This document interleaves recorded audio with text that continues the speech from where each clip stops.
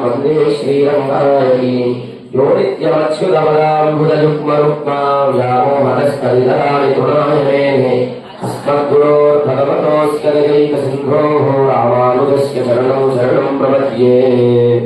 जय श्रीराम गोविंदा धात्रीरमण गोविंदा। ప్రియ భాగవతోత్తమలారా, ధనుర్మాస వ్రతంలో భాగంగా ఇవాళ 27వ రోజుకు చేరుకున్నాము. ఇవాళ ఏంటి విశేషం? ఉగాది గిన్నెలు ఇస్తారు, అదే విశేషం. నిన్నటి రోజున ముక్కోడి ఏకాదశి అత్యంత వైభవపేతంగా అందరూ కూడా ఉత్తర ద్వారంగా వైకుంఠనాథుని దర్శించుకున్నారు. ఆగమ శాస్త్రంలో చెప్పిన విధంగా ఉదయం నిద్ర లేచిన తర్వాత స్వామి కొన్ని మంగళ ద్రవ్యాలు దర్శించాలి. సాధారణంగా మనం లేచిన తర్వాత ఆ రోజు ఏదైనా చెడు జరిగిందనుకోండి, పొద్దున్నే ఎవరి మొహం చూశారా అనుకుంటాం.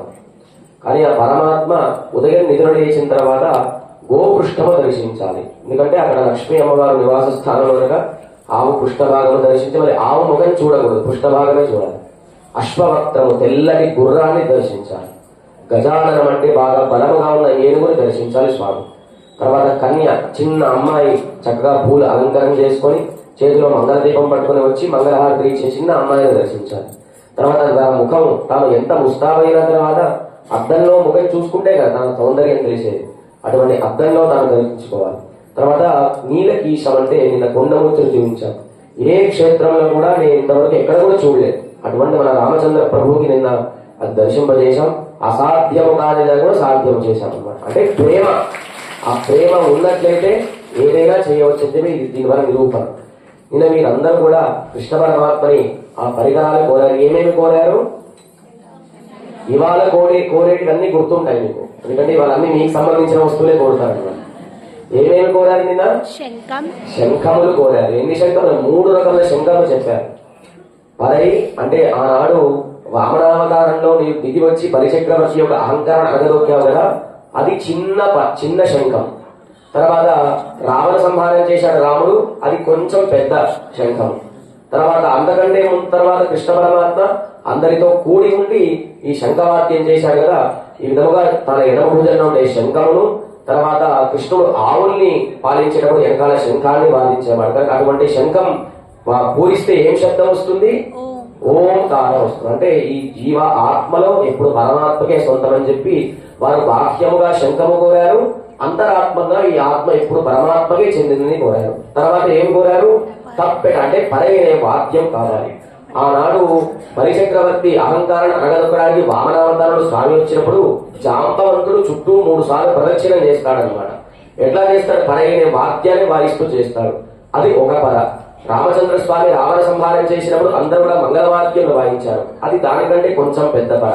తర్వాత కృష్ణ పరమాత్మ పాండవ దూతగా ఉండి కురుపాండవ సంగ్రామ యుద్ధంలో ఇరుపక్షాల వైపు తాను ఉండి అందరిని అనుగ్రహించి అతిమాన చేష్టుల చేత గోపికల దగ్గర ఉన్నారు కదా, అది ఇంకొక పెద్ద పర. పర, చిన్న పర, పెద్ద పర, ఈ 3 పరలు కావాలి. తర్వాత ఇంకేం కోరారు? మంగళ దీపములు కావాలి. తర్వాత మాకు మంగళ నీరాజములు పాడేవారు కావాలి. ఇంకా ధ్వజములు కావాలి. ఆ ధ్వజం పైన ఏం చిత్రములు ఉండాలి? గరుత్మంతుడు ఉండాలి. తర్వాత ఇంకా చాందిని కావాలి. అంటే ఈ లోపల రహస్యం ఏమిటంటే మనం మన పరమపదోత్సవంలో చెప్పుకున్నాం. ఈ జీవుడు ఈ బాహ్యమైన శరీరాన్ని, ప్రకృతి సంబంధమైన శరీరాన్ని వదిలిపెట్టిన తర్వాత ఇక్కడ నుండి వైకుంఠానికి వెళ్తాడనమాట. వెళ్ళినప్పుడు ఏం చేస్తారంటే నిత్యశూరులు అందరూ కూడా శంఖాన్ని ఊదుతారు. తర్వాత ఈయన విరజానది బయట ఉండేటట్టు మంగళవాద్యములు వాయిస్తారు. ఇంకా 3వది ఏది కోరారు మీరు? మంగళ దీపములు. అక్కడ ఉండే వారందరూ కూడా వైకుంఠానికి వెళ్లే జీవుడిని మంగళహారతులు ఇస్తారనమాట. తర్వాత సాక్షాత్తు గరుత్మంతుడే వచ్చి స్వామి దగ్గర తీసుకెళ్తాడు. అది గరుడ ధ్వజం. తర్వాత చాందిని, మాకు ఎటువంటి అహంకారం లేకుండా ఉండడానికి బాహ్యమైన వస్తువులు ఉన్నప్పటికీ మంచు పడకుండా నీ యొక్క ఆశ్రయమే కావాలని చెప్పి ఈ ద్రవ్యములన్నీ కోరారనమాట. ఇంతవరకు మొత్తం ఎన్ని దశలు ఉంటాయి చెప్పుకున్నాం? తిరుప్పావై వ్రతం 3 దశలు. అది ఆభిముఖ్య దశ, అనుభవించే దశ, ఆశ్రయ దశ. తర్వాత 23వ పాశురం నుంచి కూడా 3 దశలు ఉంటాయి అన్నమాట. అది భక్తి దశ, ప్రేమ దశ, ఇవాళ నుంచి భోగ దశ. ప్రేమ ఉప్పొంగితే ఆ భోగం స్వామితో అనుభవించాలని చెప్పి ఆ భోగం ఏ విధంగా చేయాలో కూడా గోదాదేవి ఈ పాశురంలో పాయసం ఎట్లా ఉండాలి తాను చెప్పిందన్నమాట. కూడారి నిన్నటి వరకు అన్ని కూడా కేశవ నారాయణ మాధవ అనే నామాలు సంకీర్తించారు. ఇవాటి నుంచి తర్వాత వచ్చే 2 పాశములు గోవింద అనేటువంటి నామానుసంధానం చేస్తారు. నిన్నటి కూడా తిరుప్పావి వ్రతం పూర్తయింది, వాళ్ళంతా కూడా ఫలశ్రుతి పాశములు అనమాట. ఆ ఫలాన్ని మనం అనుభవించాలి కనుక అటువంటి ఫలాన్ని ఇచ్చే పాయసాన్ని స్వామితో కూడి ఉండి భుజించినట్లయితే ఈ వ్రతం ఫలం లభిస్తుందని చెప్పి వీరందరూ కూడా ఆ కృష్ణ పరమాత్మని ఇవాళ వారికి ఏమేం చేయాలో అన్ని కూడా కూడారై వెల్లుంషీర్ గోవిందా అని చెప్పి నీతో కూడనటువంటి వారిని కూడా నీ కళ్యాణ గుణముల చేత నీవు మెచ్చి నీవు దగ్గర తీసుకుంటావు. నీ శత్రువుల్ని కూడా నీవు జయించి మనసుతోని వారికి దగ్గర తీసుకునే గోవిందా అని అంటున్నారు అనమాట. లోకంలో 3 రకముల వారు ఉంటారు.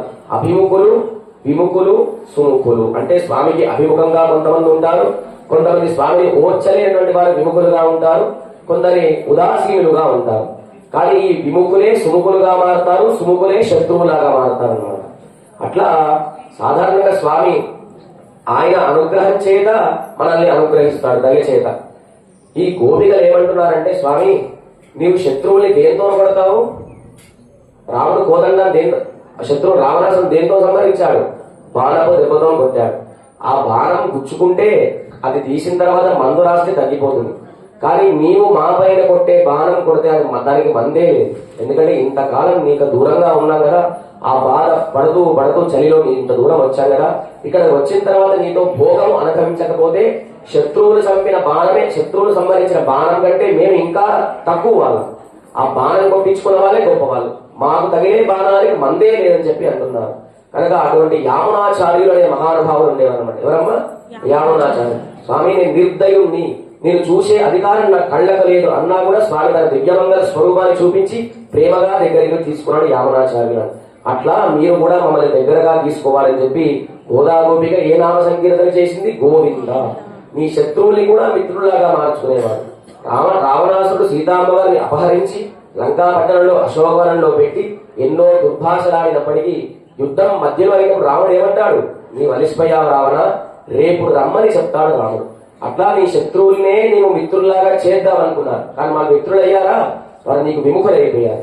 అంతేకాకుండా రావణ రాజ్యం నుండి రావణాసుడు కొంతమంది గూఢాచారుల్ని పంపిస్తాడు. రాముడు సైన్యంలో ఎంతమంది ఉన్నారో తెలుసుకుంటామని చెప్పి. ఇప్పుడు రాముడు ఏం చేస్తాడు? ఆయనే దగ్గర నుండి తన పక్షంలో ఎంతమంది బలముగా ఉన్నారు, ఏ ఎక్కడున్నాయో ఆయనే దగ్గర నుండి చూపిస్తాడన్నమాట. అప్పుడు వీళ్ళందరినీ రావణాసుడు చెప్తాడు, రావణ రామచంద్ర స్వామితో పెట్టుకోకు, ఇంద్రాది దిక్పాలకులాగా నీకు లొంగి ఉండడు ఆయన. నీ రాజ్యం విభీషణుడు ఎప్పుడో ఇచ్చి పట్టాభిషేకం చేసేశాడు ఆయన, కనుక ఆయన జోలికి వెళ్ళొద్దని చెప్పి ఏ విధంగా శత్రుపక్షం నుంచి వచ్చిన విభీషణుడు కూడా స్వామికి మిత్రుడులాగా మారిపోయాడు.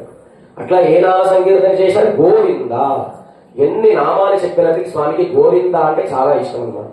ఎందుకంటే మిగతా నామాలన్నీ కూడా జైల్లో ఖైదీ 203, 204 అంటారు కదా, అటువంటి నామములు. గోవింద అంటే చాలా ఇష్టం. ఎందుకంటే గోవింద అంటే గోవుకు సంబంధించిన. ఒకసారి గోవింద అని ఆవుకి ప్రదక్షిణం చేస్తే 3 కోటి దేవతలకు ప్రదక్షిణ చేసే ఫలం కలుగుతుంది. మనం తిరుమల వెళ్ళం ఏ నామ సంకీర్తన చేస్తాం? గోవింద. గట్టిగా చెప్పండి. మంచి లీటర్ నెయ్యి పోసి పాయసం చేశారు అని భుజించాలంటే గోవింద నామ అనుభవించాలన్న. గోవింద గోవింద అంటే గతంలో కూడా నేను కాస్త చెప్పాను, దాని అర్థం గుర్తున్న వాళ్ళకి పర్వాలేదు. గోవింద అంటే గో అంటే ఏంటి ఇంగ్లీష్ లో? ఇక్కడ నుండి వెళ్ళు, కొండ ఎక్కువ. విన్ అంటే ఏంటి? గెలుచు. ఏం గెలవాలి? స్వామి యొక్క హృదయాన్ని గెలవాలి.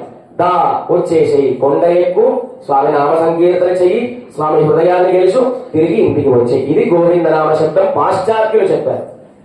అంతేకాకుండా మన రాముల వారికి ఏం పేరు? రామయ్య తండ్రి అని అంటారు అందరూ కూడా. మన ఆలయంలో కార్యక్రమం లేట్ అయిందనుకోండి, మేము లేట్ చేశామని చెప్పొద్దు. మీ ఇంటి నుండి ఫోన్ వచ్చిందనుకోండి, ఆ రామయ్య తండ్రిని చూస్తే మీ ఇంటికి రామయ్య తండ్రి అని చెప్పాలండి. అది మన రామచంద్ర స్వామి యొక్క వైభవం. కనుక ఆ విధముగా కూడాలి వెల్లుం షీర్ గోవింద ఉందన్నై పాడి పరే గొండు యాం పెరు సమ్మానం. మాకు ఇప్పుడు పరే అనే వాద్యం కావాలి, లోకమంతా కూడా కీర్తించేలాగా నీవు మాకు ఇవాళ సన్మానం చెయ్యాలి అంటున్నారు అన్నమాట. ఇంతవరకు మా ఆ బృందావన ప్రాంతం అంతా కూడా హిరణ్యకశిపుడి రాజ్యంలాగా ఉండేది.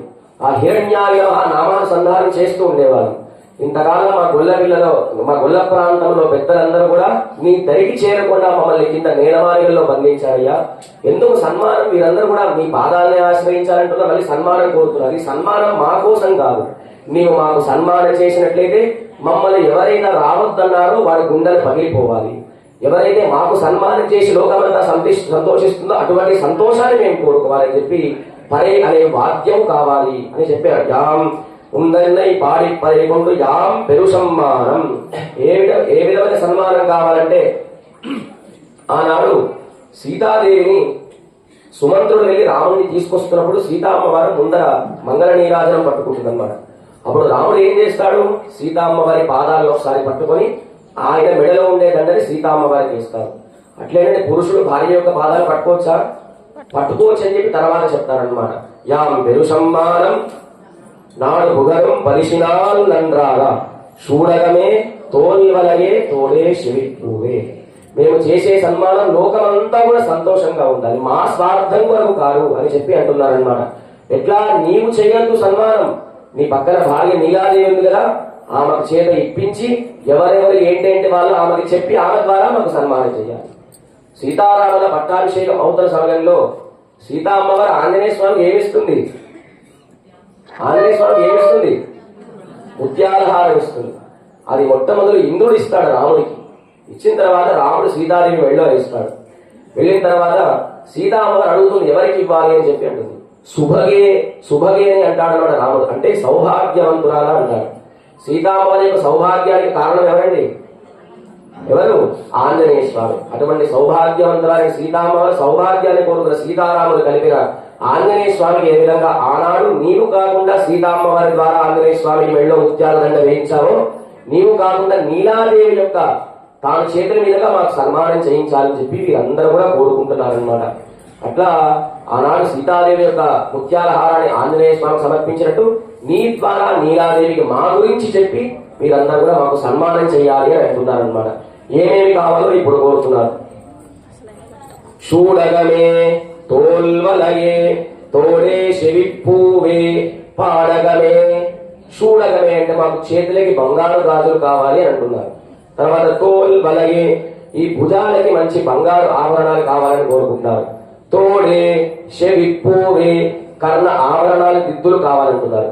శవిపూవే ఇక్కడ కాకుండా పైన కొంతమంది దిద్దులు పెట్టుకుంటారు, అటువంటివి కావాలంటున్నారు. పాడగమే పాదములకు ఆభరణాలు ధరించేటువంటి అవి కావాలంటున్నారు.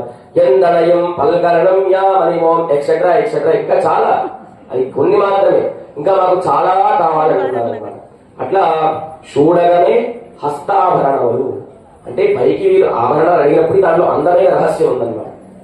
అమ్మాయి అబ్బాయి వివాహం జరిగినప్పుడు ఏం చేస్తారు? మధ్యలో తెర వేస్తారు. జీలకర్ర బిళ్ళలు పెట్టిన తర్వాత ఏం చేయాలి? ఇరువురు చూసుకోవాలి. తర్వాత ఏం చేయాలి? చెయ్యి పట్టుకోవాలి. కానీ వాళ్ళిద్దరు పట్టుకోండి, ఎవడు పడితే వాడు వచ్చి పట్టేసుకుంటున్నాడు. అట్లా పాణిగ్రహణంలో భార్యాభర్తలు ఏ విధంగా అన్యోన్యంగా ఉంటారో ఈ గోపికలు కృష్ణుడు భక్తులు అదే విధముగా ఉండాలని చెప్పి హస్తాభరణములు ఇవ్వని అంటున్నారు అన్నమాట. ఆ భార్యాభర్తలు ఎప్పుడు కూడా నీవే నాకు రక్షకుడు లేని భార్య ఏ విధంగా భర్త పైన ఆధారపడి ఉంటుందో అట్లా చెయ్యి పట్టుకొని మాకు గాజులు తొడుగు. ఎట్లా తొడగాలి? మా చెయ్యి తీసుకోవాలి, నీ వక్షస్థలం పైన పెట్టుకు గాజులు తొడాలి. అటువంటి హస్తాభరణాలు. తోల్ వలగి ఈ రెండు భుజాలకి ఆభరణాలు. ఎట్లా? ఒకసారి మమ్మల్ని కౌగిలించుకున్న వెంటనే ఆ భుజ స్పర్శ నీకు తగిలితే నీ శ్రమ అంతా కూడా తొలగిపోవాలి. అటువంటి భుజాభరణాలు మాకు కావాలి. తోడే కర్ణాభరణాలు కావాలి. ఎట్లాగైతే వాస్తవానికి పూర్వకాలంలో ఈ చెవులు పుష్పాలు పెట్టుకునేవారు అనమాట. ఇప్పుడు మనం అందరికి పెడుతున్నాం అనుకోండి. అట్లా ఎందుకు ఆ పువ్వులు పెట్టుకునేవారంటే ఆ వాసన ప్రియుడు పీల్చి ఆ భార్య యొక్క చెవులో కొన్ని గుసగుసలు ఆడేవారు అనమాట. అట్లా ప్రేయసి ప్రియుడు ఏకాంతముగా ఉన్నప్పుడు ఏ విధంగా ఉంటారో ఆ పూలో చెవులో పువ్వు పెట్టుకున్నాడు, నీకు దగ్గరగా వచ్చి నా సౌందర్యాన్ని కీర్తించాలి, రహస్యముగా కీర్తించాలని చెప్పి తోడే శవిపూవే పాడగమే పాద ఆభరణములు కడియములు కావాలి. అంటే భార్యాభర్తల వివాహ సమయంలో ఏ విధంగా భర్త ఏం చేస్తాడు? మెట్టలు ఎవరు పెడతారు? సాధారణంగా కొన్ని చోట్ల మేనమామ పెడతారు, కొన్ని చోట్ల భర్తనే పెడతారు. మన అట్లా భర్త భార్య పాదాలు పట్టుకోవచ్చా అంటే పట్టుకోవచ్చు, అది అనురాగం. భార్య భర్త యొక్క కాళ్ళు పట్టుకోవడం శాస్త్రంలో చెప్పిన మాట. కానీ ఈయన భార్య పాదాలు పట్టుకోవడం అది అనురాగం అన్నమాట. అట్లా నీవే పట్టుకోవాలి. ఏం పెట్టాలి? కాళ్ళకి పట్టీలు పెట్టాలి అని అంటున్నారు అనమాట. షూ ఇంద్రనయ పల్కరణం యా మణి ఓం, ఇట్లా అనేక అనేక అనేక ఆభరణములు కావాలి అని అంటున్నారు. ముందుగా ఏం కావాలి? ఆ చేతి గాజులు కావాలి. తర్వాత ఈ భుజముల ఆభరణములు కావాలి. తర్వాత కర్ణదిద్దులు చెవు పోగులు కావాలి. ఆ పైన 2 పువ్వులు కావాలి. తర్వాత కాలి పట్టీలు కావాలి అని అడుగుతున్నారు. నిన్న వేరే ఆభరణాలు అడిగారు, ఇవాళ మాకు సన్మానం చేసేటువంటి ఆభరణాలు కోరుతున్నారు. ఇది ఇంకొక రకంగా కూడా చూద్దాం. ఇవన్నీ కావాలంటే ముందు ఎవరిని ఆశ్రయించాలి? ఒక ఆచార్యుని ఆశ్రయిస్తేనే ఈ భగవంతుడు దర్శనమిస్తాడు. ఆచార్యుడు ఏం చేస్తాడు? వెంటనే సమాశ్రయం చేసుకుని ఏం చేస్తాడు? చేతికి కంకణము కడతారు, అదే హస్తాభరణం. కంకణం కట్టిన తర్వాత ఏం చేస్తారు? చేతులకి శంఖము చక్రం వేస్తారు, ఇదే భుజాభరణం. అయిన తర్వాత ఏ మంత్రం ఉపదేశిస్తారు? అష్టాక్షరి మంత్రము, ద్వయ మంత్రం అంటే చెవులో చెప్తారు కదా, ఆ చెవులో చెప్పేది కర్ణపూరు చెవి దిద్దులు అన్నమాట. మూడవది చరమ శ్లోకం, సర్వధర్మాన్ పరిత్యజ్య మామేకం శరణం వ్రజ అహం త్వా సర్వ పాపేభ్య మోక్షయిష్యామి మా శుచః అని ఈ పాదాలకు ఉండేటువంటి ఆవరణాలు కూడా కావాలనుకుంటారు. అని తర్వాత చీరలు కావాలంటున్నారు, పట్టు చీరలు కావాలని కోరుకుంటున్నారు అనమాట. నిజంగా ఈ భాషణం మొదటి భాషణం అయితే బాగుందండి. మీ అందరికి కూడా ఇవన్నీ వచ్చేసేమో బహుశా. ఆడయుడుపోన్ ఆభరణాల తర్వాత వస్త్రాలు కావాలి. ఆభరణాలు ధరించి వస్త్రం వేసుకుంటారా? వస్త్రం ధరించి ఆభరణాలు వేసుకుంటారా? వీళ్ళు మర్చిపోయారు. ఆ కృష్ణుని చూసి ఏం చెప్తున్నారో వీరికి అర్థం కావట్లేదు. అందరూ కూడా కీర్తించేటువంటి వస్త్రములు మాకు కావాలి. ఆభరణాలు ధరించిన తర్వాత వస్త్రం వేసుకుంటాం. ఈ పైకి ఒక వస్త్రం, ఇంకొక వస్త్రం ఏమిటంటే స్త్రీకి ఎంత మంచి నడవడిక ఉన్నప్పటికీ కూడా, ఎంత మంచి వస్త్రాలు ధరించి ఆభరణాలు ధరించినా కూడా మంచి నడవడిక లేకపోతే పేరు ఉంటుందా? అటువంటి పేరు మాకు అహంకారం తొలగి దాసోహం అనాలి. మా ఆత్మ ఉండేటువంటి అహం తొలగి దాసోహం అనేటువంటి చీర మాకు కావాలి అని కోరుకుంటున్నారు వీరందరూ కూడా. ఆడయుడుపోం అదన్ పిన్నే పాలు షోరు ఉడనే పేద మురంగై వడివార కూడిరింద్ కులిరింద్. ఇవన్నీ ఇచ్చిన తర్వాత ఏం చేయాలి? ఇంతకాలం 2వ భాషలో ఏం చెప్పారు? నెయ్యున్నో పాలున్నో. మేము నెయ్యి తాగము, పాలను భుజించమన్నారు వీళ్ళు. కనుక ఇంతకాలం 30 రోజుల నుంచి కొన్ని లీటర్ల పాలు నెయ్యి మిగిలిపోయింది కనుక ఆ పదార్థంతో మేమందరం కూడా పాయసం తినాలి. ఎట్లా ఉండాలి పాయసం అంటే? కొన్ని 100 లీటర్లు పాలు ఉండాలి, బియ్యం తక్కువగా ఉండాలి. ఆ పైన ఎంత నెయ్యి పోయాలంటే నెయ్యి పోస్తే కింద బియ్యపు గింజ కూడా కనిపించకూడదు. ఆ బియ్యం అంతా కూడా పాలలో మునిగి తేలాలి. పైన సుగంధ ద్రవ్యములన్నీ కూడా పోయాలి. అది ఎట్లా అనుభవించాలి? మధ్యలో కృష్ణుడు ఉండాలి, చుట్టూ ఒకరి భుజాలు ఒకరు తగులుతుంటూ కూర్చోండి అన్నమాట. అది భుజ స్పర్శ కలిగితే, భాగవతోత్తమ స్పర్శ తగిలితే పరమాత్మ పరిపూర్ణంగా అనుగ్రహిస్తాడు. కనుక కృష్ణుడు కూడా రేపల్లలో ఉన్నప్పుడు ఆవుల్ని తీసుకెళ్ళాడు అనమాట అడవికి. వాళ్ళందరూ కూడా మనలాగా ఈ ఉదయం నైవేద్యం పెట్టే సద్దన్నం తినేవాడు కృష్ణుడు. రాత్రి మిగిలిన అన్నంలో పెరుగు కలుపుకొని ఈ వేళ్ల మధ్యలో ఉసరికాయలు పెట్టుకుని ఇట్లా కొరిగేవాడు అనమాట. అత్య కృష్ణుడు చిన్న నడుము వస్త్రం కట్టుకొని సంకలో పిల్లల గురి పెట్టుకొని నెమలి పింఛం పెట్టుకొని మధ్యలో ఉండేవాడు. ఆయన చుట్టూ ఎట్లా ఉండేవారు? మధ్యలో ఆయన ఉండేవారు, చుట్టూ 10 మంది, దాని తర్వాత 20 మంది, తర్వాత 30 మంది, అట్లా ఇట్లా వలయాకారంలో కూర్చునేవారు. ఎందుకంటే కృష్ణుడు మధ్యలో ఉన్న వెనక తలగెత్తిన కృష్ణుడు కనిపించేవాడు అనమాట. అట్లా మేమందరం కూడా ఈ పాయసాన్ని ఎట్లా ఉండాలి? పాయసం కూడా అదన్ పిన్నే పాలు షోరు, నెయ్యి పోస్తే ఇక్కడ పోస్తే ఇక్కడ వరకు కింద వరకు కారిపోవాలన్నమాట. అటువంటి నెయ్యితో చేసిన మంచి పంచదార, నెయ్యి, పాలతో కూడిన మిశ్రమ కూడారే పాయసాన్ని మనం అందరం కూడా భుజించాలి. ఎట్లా?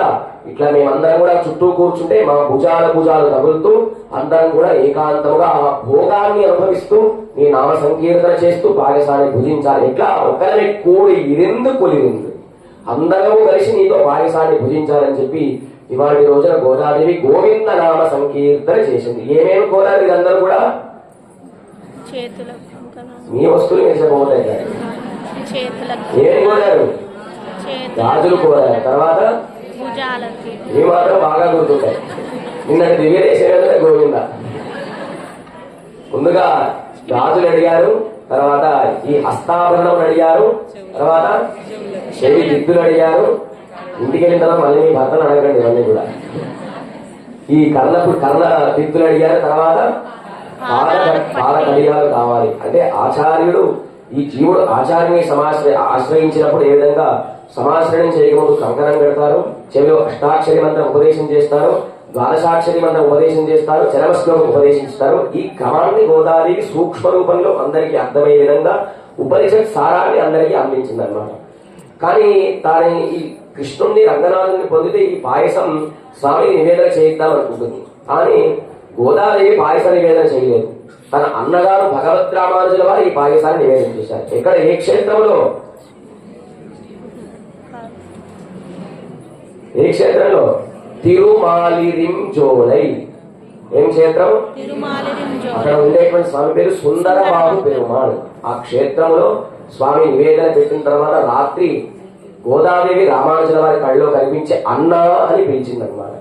అందుకనే రామానుజుల వారి అష్టోత్తర శతనామార్జులు గోదాగ్రజాయ నమః. అటువంటి భగవద్ రామానుజుల వారిని ఆమె వచ్చి కళలో అన్న అని సంబోధించింది కనుక భగవద్ రామానుజ స్వరూపంగా ఇవరందరూ కూడా స్వామికి కూడాలి పాయస నివేదన, అంటే మా భోగములన్నీ కూడా నీతో కలిసి అనుభవించాలి అని చెప్పి, ఇవన్నీ కూడా కావాలని చెప్పి వాళ్ళ గోపికలందరూ కూడా స్వామిని ప్రార్థించారు. గోవిందాని నామ సంకీర్తన ఎక్కడ ఎక్కువగా అనిపిస్తుంది? ఆ దివ్యదేశం వల్ల తిరువేంకరం, తిరుమల తిరుపతి దేవస్థానం దివ్య క్షేత్రం ఇవాటి భాషలో దివ్యదేశం. అందరూ కూడా ఒకసారి నమస్కారం చేసుకుని, నిన్న వైకుంఠ ఏకాదశి కొంతమంది తిరుపతి వెళ్ళకపోయినా ఇవాళ తిరుపతికి వెళ్ళినట్టుగా భావించి మనసులో గోవిందనామ అనుసంధానం చేస్తూ చెప్పండి అందరూ కూడా. వెంకటాచల నివాసాయ శ్రీ అలర్మేల్ మంగా పద్మావతి గోదా సమేతాయ తిరుమల శ్రీనివాసాయ నమః. శ్రీ అలర్మేల్ మంగా పద్మావతి గోదా సమేతాయ శ్రీ తిరుమల శ్రీనివాసాయ నమః. గోవింద ఆపదముక్కులవాడ అనాథరక్షక గోవింద. సీతారామచంద్ర గోవింద. అటువంటి పాయసాన్ని స్వామికి నివేదన పెట్టిన తర్వాత మనమందరం కూడా కూడి ఇరింది కులిరిందిగా ఉండి అందరం కూడా పాయసాన్ని పూజిద్దాం. జై శ్రీరామ్.